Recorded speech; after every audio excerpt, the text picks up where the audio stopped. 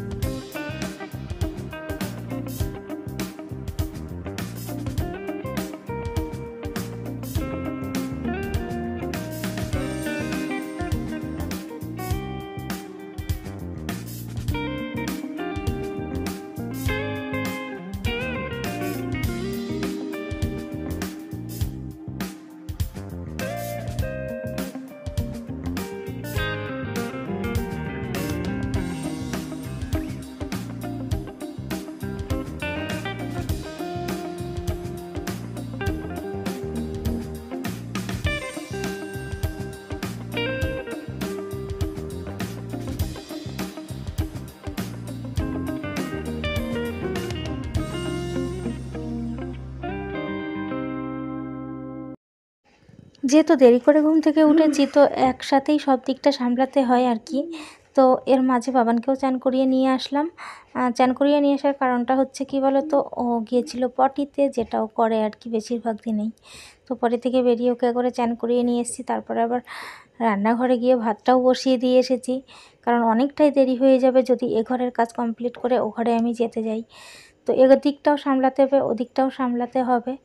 তো দুটো দিক একবারে এভাবেই ম্যানেজ করতে হবে আর কি।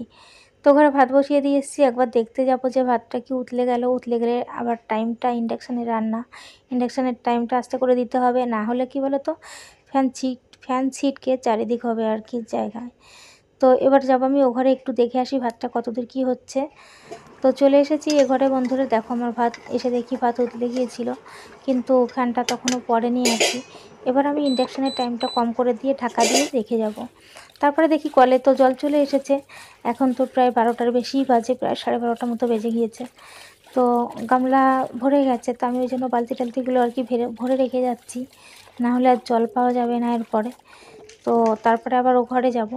তারপরে চলে এসেছি এ ঘরে। যে কাজটা কিছুদিন ধরে করব করে আর কি করাই হচ্ছিল না, সেটা হচ্ছে ইন্ডাকশানটা। প্রতিদিনই ধুলোবালির নোংরা আর কি ঝাড়া হয়, কিন্তু ডিপ ক্লিনিং করা হয় না অনেক দিন ধরে এই ইন্ডাকশানটা।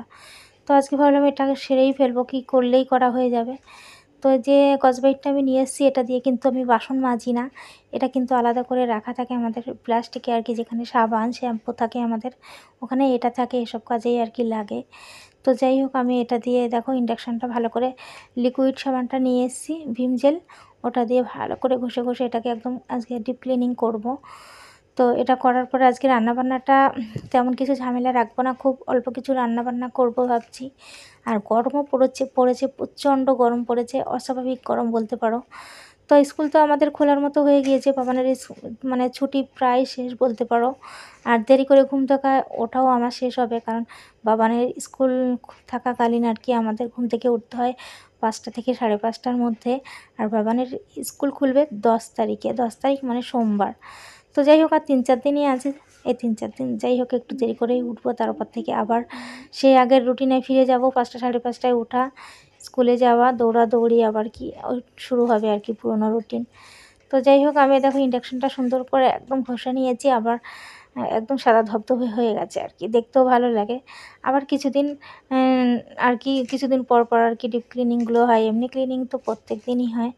তো যাই হোক, আমি ভালো করে এটা মুছে নিয়েছি। আর এ ঘরের কাজ সেরে রান্নাঘরে যাব। ভাতটা কতটা কী হলো দেখতে হবে, ভাতের ফ্যান ঝাড়তে হবে। তো মিক্সচারের জায়গায় রেখে দিলাম, রেখে দিয়ে এবার আমি ঘরটাকে ভালো করে ঝাড় দিয়ে দেবো বন্ধুরা। ঝাড় দিয়ে তারপরে একবার জল নেতা করে মুছে নিয়ে যাব। তো ঘরটা ঝাড় দিলেই আর কি এ ঘরের কাজ কমপ্লিট, জল নেতা দিয়ে মুছলে তারপরে রান্নাবান্নাটা আর কি শান্তি করে করতে পারবো ও ঘরে।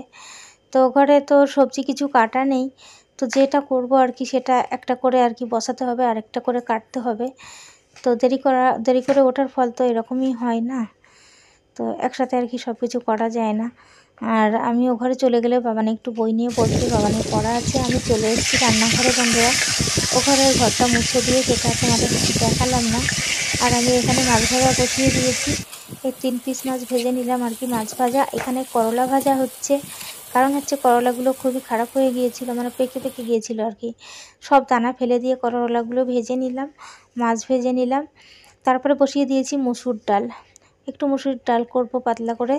আর সকালবেলা যে খাওয়া দাওয়ার বাসনগুলো ছিল, ডালটা বসিয়ে দিয়ে সেদ্ধ বসিয়ে দিয়ে আর কি আমি বাসনগুলো মেজে নিচ্ছি। আর বাসনগুলো মাজা হয়ে গেলে আর কি ডালটা ফোড়ন দিতে পারবো তাহলে, বুঝলে। তো আজকে একদম সিম্পল মেনু, ভীষণ গরম পড়েছে। আর এত গরমে না সত্যিই কিছু ভালো লাগে না, তো না খেতে ভালো লাগে, না কাজ করতে ভালো লাগে, কিছুই ভালো লাগে না। তো ভালো না লাগলে তো কিছু করার নেই, কাজ তো করতেই হবে। তো এদিকে দেখো আমার এই বাসনগুলো মাজা হয়ে গেল। আর কলের জল প্রায় যাবে করছে আর কি, 1টা বেজে গিয়েছে তাও প্রায়। তো এখনও পড়ছে, আস্তে আস্তে পড়ছে আর কি, টিপ টিপ করে। আমি বাসনগুলো মেজে নিলাম। আর আমি তো সকালেই চান করেছি, আমার আর এখন চান করার নেই, কারণ আমি এখন চান করব না। সেই বিকেলবেলা 4টেয় জল এলে একটু গা ধুয়ে নেব, ব্যাস এই পর্যন্ত, আর কিছু নয়। আর এখন এই বাসনগুলো আর কি উপর করে দিয়ে তারপরে আমি একটা আলু কেটেছিলাম, এই দেখো ডালটা সেদ্ধ হয়ে গেছিলো।